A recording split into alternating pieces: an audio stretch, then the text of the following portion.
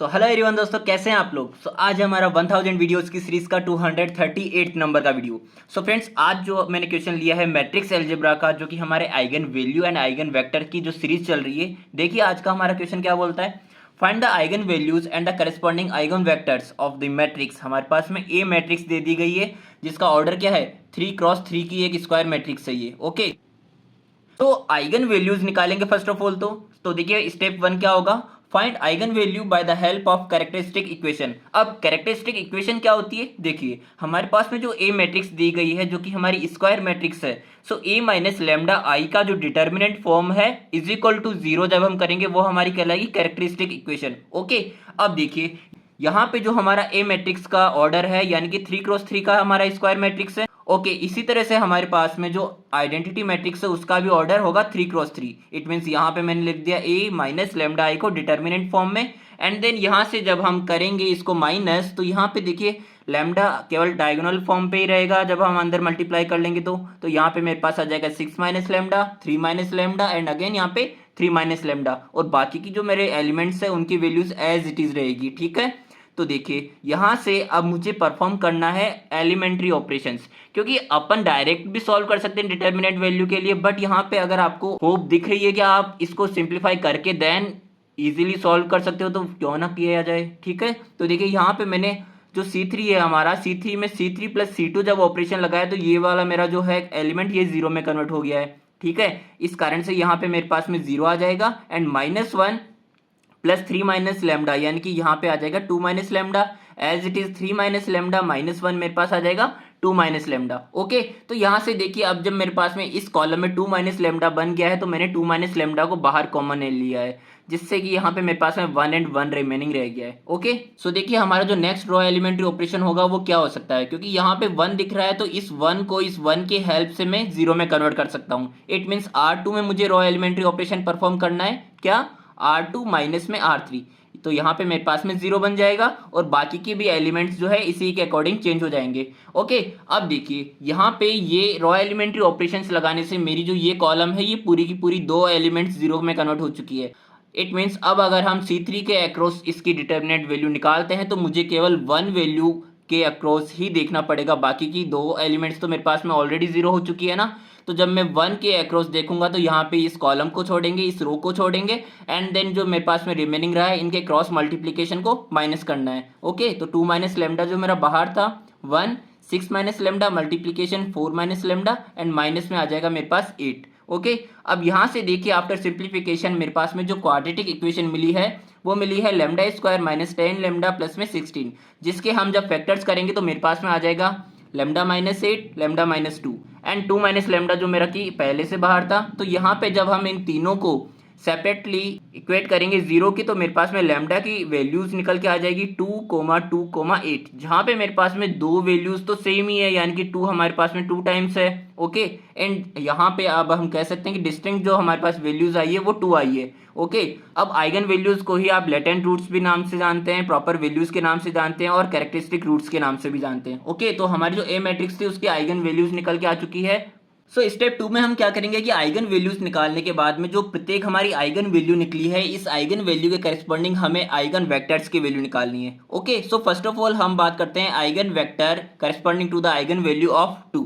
Okay, so eigen vector of matrix A corresponding to the eigen value 2। अब देखिए जैसे हमने आइगन वैल्यू के लिए फॉर्मूला पढ़ा था कैरेक्टरिस्टिक इक्वेशन का, उसी तरह से आइगन वेक्टर के लिए हमारा फॉर्मूला होता है ax is equal to lambda x, जहां पे अगर मैं लेमडा एक्स को LHS में ले जाता हूं तो मेरे पास में आ जाएगा ax minus lambda x is equal to 0 and यहाँ से जब हम x को कॉमन ले लेंगे तो जो लेमडा है जो कि हमारी स्केलर क्वांटिटी है वो केवल अकेला लेमडा नहीं रहेगा, उसके साथ में हमें आइडेंटिटी मैट्रिक्स को छोड़ना पड़ेगा क्योंकि यहाँ पे मेरे पास में ए मैट्रिक्स है पहले से। ठीक है, तो इसको भी हमें मैट्रिक्स फॉर्म में रखना पड़ेगा। ओके, तो यहाँ से देखिए a minus lambda I x is equal to 0 हो जाएगा।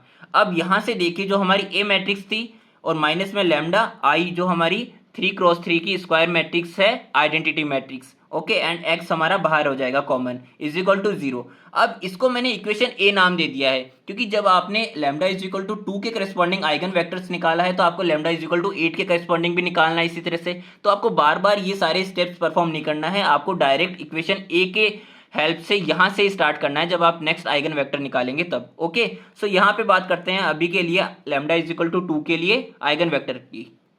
सो यहाँ पे देखिए मेरे पास में जब मैं लैम्डा इज इक्वल टू 2 रखूंगा तो मेरे पास में क्या हो जाएगा, 6 माइनस 2, यहाँ पे क्या आ जाएगा 4, and 3 minus 2 1, 3 minus 2 again 1, and बाकी की जो मेरे एलिमेंट्स है वो एज इट इज रह जाएंगे। ओके, एंड ये जो मेरा कैपिटल एक्स है वो रिप्रेजेंट कर रहा है सेम ऑर्डर का हमारे पास में कॉलम मैट्रिक्स, जिसमें हमारे पास में आइगन वेक्टर्स है x1 x2 एंड x3, और जो कि सारे हमारे पास मल्टीप्लाई होके मैट्रिक्स ए से इक्वेट हो रहे हैं 0 के, यानी कि नल मैट्रिक्स के।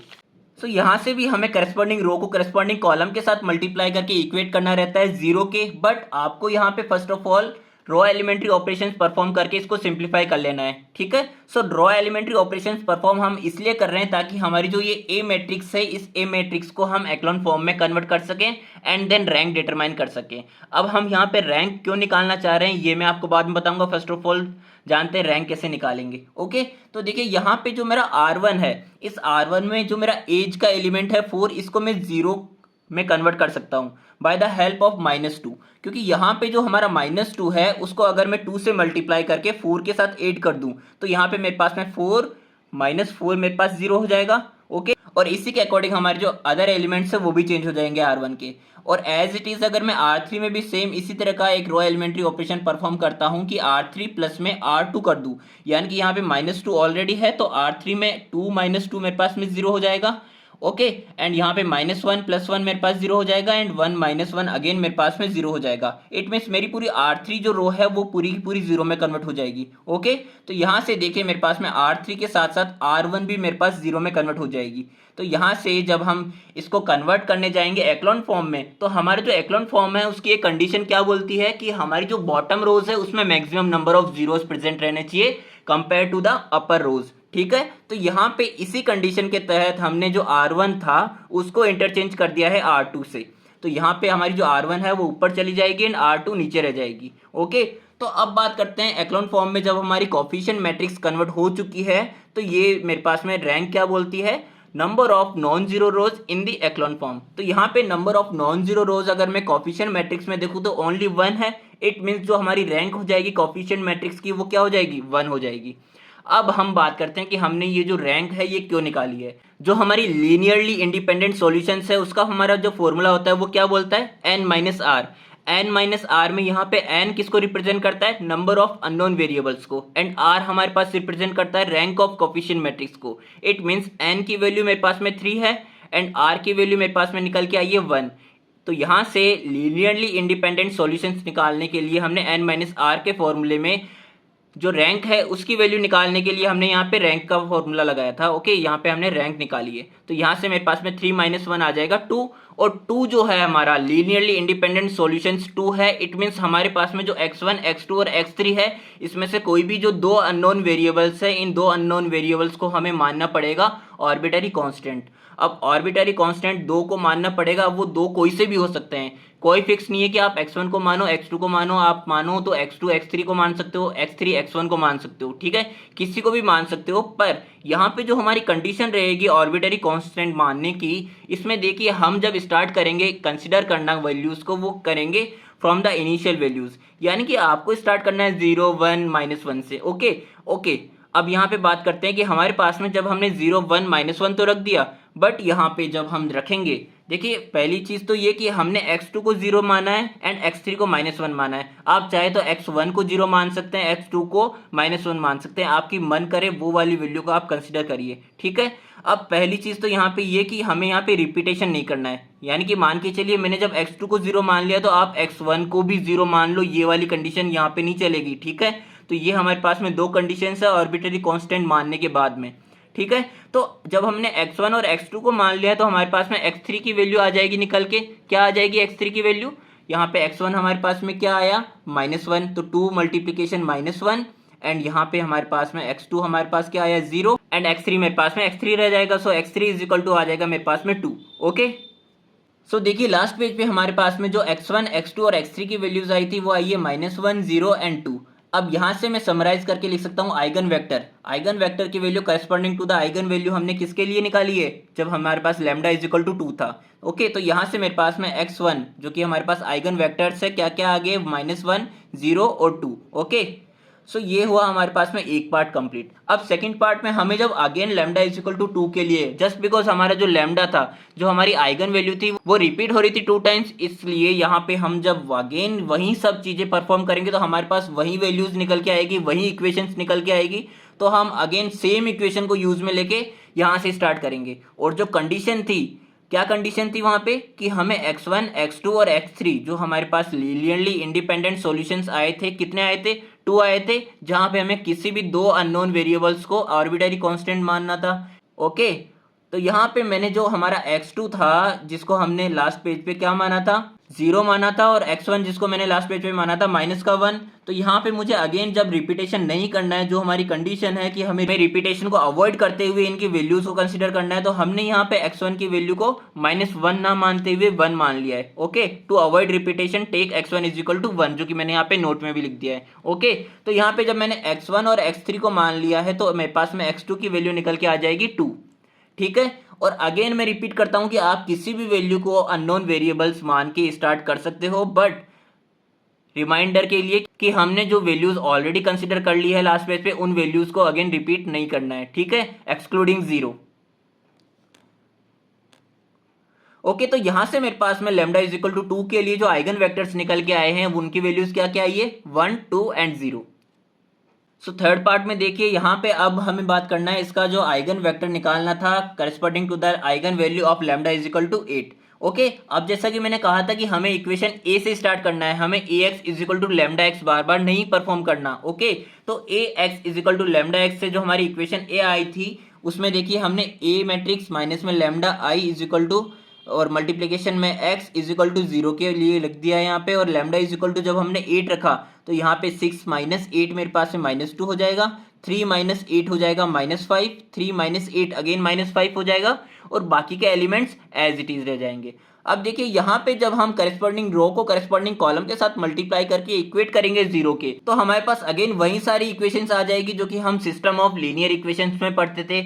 याद करिए, homogeneous system of linear equation, जहां पे हम x1, x2 और x3 जो है, इनके कोफिशिएंट से मिलकर हमारी जो कोफिशिएंट मैट्रिक्स बनती थी, उसके लिए क्या निकालते थे, रैंक निकालते थे। ओके, तो यहाँ पे अगेन मुझे इसी जो मैट्रिक्स है, जो हमारी कोफिशिएंट मैट्रिक्स है, इसकी रैंक डिटरमाइन करनी है। Okay, so we have to find the rank of coefficient matrix by converting it in echelon form of matrix. So echelon form में कन्वर्ट करने के लिए देखिए यहाँ पे मेरे पास में क्या पॉसिबिलिटी है, हमारे पास में जो R2 है, इस R2 को, ये वाला जो एलिमेंट है -2, इसको मैं 0 में कन्वर्ट कर सकता हूँ by the help of R1, क्योंकि यहाँ पे देखिए जब मैंने -2 को माइनस करना है अगेन -2 के साथ, तो यहाँ पे -2 + 2 हो जाएगा, माइनस माइनस मल्टीप्लाई होके प्लस हो जाता है, तो -2 + 2 यहाँ पे मेरे पास में 0 हो जाएगा, ये वाला एलिमेंट। ओके, तो यहाँ पे इस एलिमेंट को 0 करने के लिए हमने परफॉर्म करना है R2 में R2 - R1, एंड अगेन जो R3 है, R3 में भी यहाँ पे जब हम करेंगे R3 प्लस में R1, तो हमारे पास में ये वाला एलिमेंट भी 0 में कन्वर्ट हो जाएगा, और बाकी के अदर एलिमेंट्स भी इसी के अकॉर्डिंग चेंजेस हो जाएंगे। तो यहाँ से देखिए जब हम ये दो एलिमेंट्री ऑपरेशंस लगाएंगे तो मेरे पास में आ जाएंगे ये दोनों रोज। ओके, अब हम जब R2 और R3 को देखते हैं, तो यहाँ पे R3 में जब हम R3 - R2 करेंगे, तो ये जो दो एलिमेंट्स है ये भी मेरे पास में 0 में कन्वर्ट हो जाएंगे, जिसके कारण हमारे पास में ये जो कोफिशिएंट मैट्रिक्स है ये एक्लॉन फॉर्म में कन्वर्ट हो जाएगी फाइनली। ओके, सो एक्लॉन फॉर्म में कन्वर्ट होने के बाद देखिए यहाँ से अब मैं इसकी रैंक डिटरमाइन कर सकता हूँ, जो हमारी कोफिशिएंट मैट्रिक्स है इसकी। ओके, तो रैंक आ जाएगी हमारे पास में ए मैट्रिक्स की इज इक्वल टू 2, क्योंकि हमारे पास में number of non zero rows in echelon form कितना है, 2 है।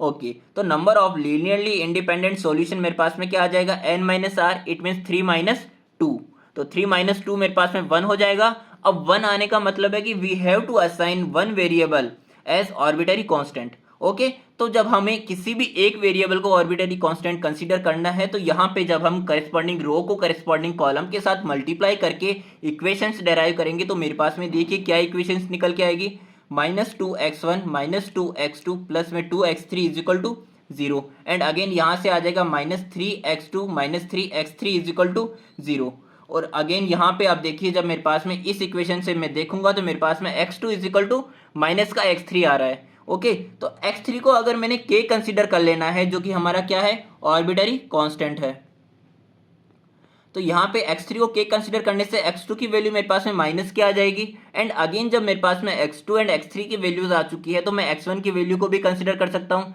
तो x1 की वैल्यू मेरे पास में क्या आ जाएगी, देखिए यहाँ से x1 की वैल्यू जब हम सॉल्व करेंगे तो मेरे पास आ जाएगा 2k। अब जब x1, x2 और x3 की वैल्यूज आ चुकी है तो हमारा जो लास्ट आइगन वेक्टर था इसकी वैल्यू भी हम फाइनली कंक्लूड कर सकते हैं। क्या आएगी, देखिए x3 की वैल्यू, x1, x2 और x3 की वैल्यू जब हम कॉलम फॉर्म में रख देंगे यहाँ पे तो मेरे पास में आ जाएगा 2k minus k and k, जहाँ से अगर मैं k को बाहर ले लेता हूँ तो मेरे पास में आ जाएगा 2 - 1 एंड 1, और ये मेरे पास में ओवरऑल ऑर्बिटरी कॉन्स्टेंट्स जो के फॉर्म में कन्वर्ट हो जाएगा आइगन वेक्टर्स। सो यहाँ पे मेरे पास में आइगन वेक्टर मिल चुका है corresponding to the eigen value of 8k। So ये था हमारा आज का video. Thank you so much देखने के लिए, मिलते हैं हमारे नेक्स्ट वीडियो में।